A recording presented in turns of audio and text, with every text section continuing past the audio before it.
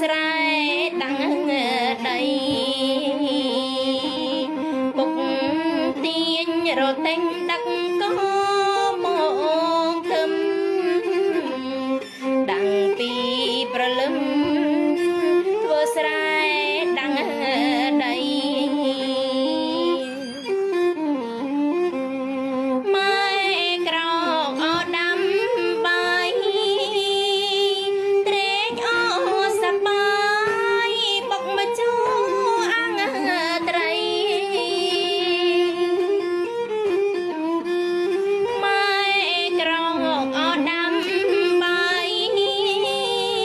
ត្រេកអសប្បាយបុកមកជូអាំងត្រីកើបស្រូវពីដោនដាក់ចូលក្នុងល្អីដាំពូជស្រូវថ្មីធ្វើស្រែវសាកើបស្រូវពីដោនដាក់ចូលក្នុងល្អីដាំពូជស្រូវថ្មីធ្វើស្រែវសាស្រណងចលថ្ងឃើញបុកដឹកមកចងក្រោមលំចាស្រណងចលថ្ង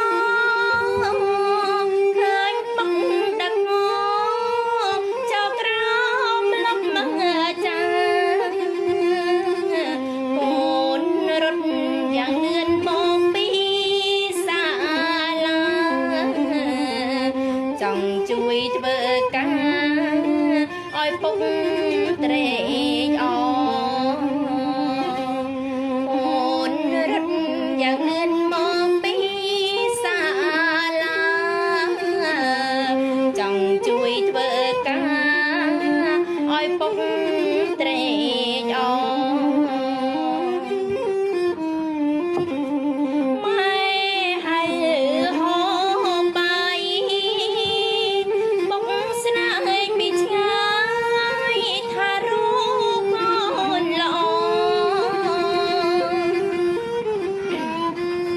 ម៉ែហើយហូបបាយកូនស្នាកពីឆ្ងាយថារូបកូនល្អអាចរួចจากคนពីភាពក្រីក្រគ្រួសារកសិករ